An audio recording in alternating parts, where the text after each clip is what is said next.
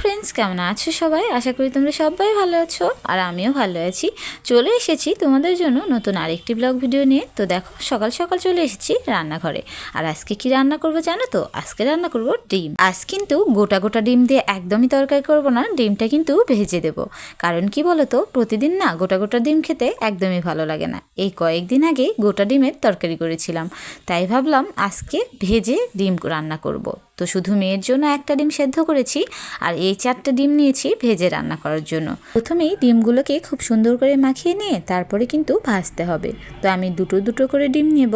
প্রথমে কিন্তু দুটো ডিম ভেঙে নিয়েছি, দিয়ে দিচ্ছি লবণ, হলুদ, গুঁড়া মরিচ, সামান্য একটু জিরে, দিচ্ছি ধনিয়া গুঁড়া। আসলে সব কিছু দিলে না ডিমের স্বাদটা খুব ভালো লাগে। তো যাই হোক, দেখো সব কিছু কিন্তু আমার দেওয়া হয়ে গেছে।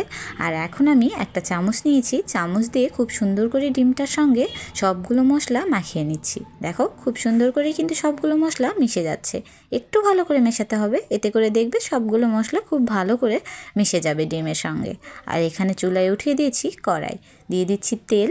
তেলটা একটু গরম হওয়ার সঙ্গে সঙ্গেই কিন্তু ডিমটা তেলের মধ্যে ঢেলে দিতে হবে।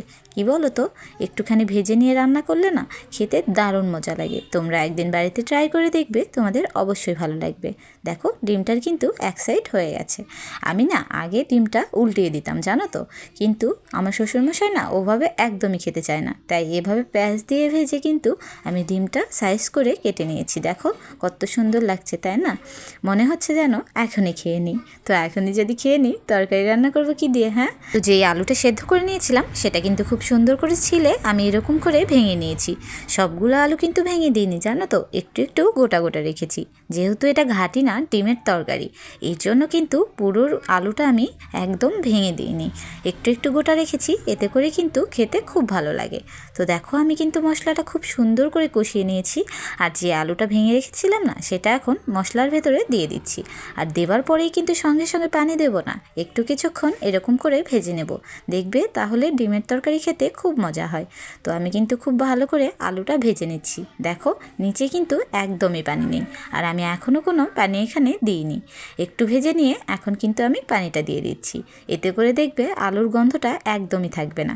তো দেখো পানিটা দেওয়ার পরে কিন্তু আমি ঢাকনা দিয়ে ঢেকে দিচ্ছি। আর এখন অপেক্ষা করব পানিটা একটু শুকিয়ে যাওয়ার জন্য।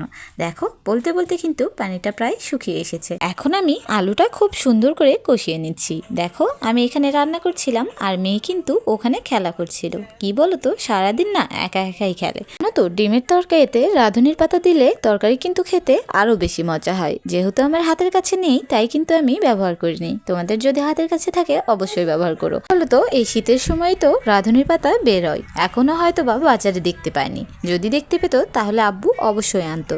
আমাদের বাড়িতে ধনিয়া পাতা, রাঁধুনি পাতা আর টমেটো সব সময় থাকে, এই শীতের সময়টা বিশেষ করে বেশি। দেখো কথা বলতে বলতে কিন্তু আমার তরকারি রান্না করা একদম কমপ্লিট হয়ে গেছে, আর আমি তরকারিটা নামিয়েও নিয়েছি। চলো আজকের ভিডিওটা এখানে শেষ করছি। ভালো লাগলে লাইক, কমেন্ট, শেয়ার করো আর সাবস্ক্রাইব করতে ভুলো না কিন্তু। পাশে থাকা বেল বাটনটি অবশ্যই ক্লিক করে দিও। তোমাদের সঙ্গে দেখা হবে নেক্সট ব্লগে। ততক্ষণ তোমরা ভালো থেকো, সুস্থ থেকো, টাটা।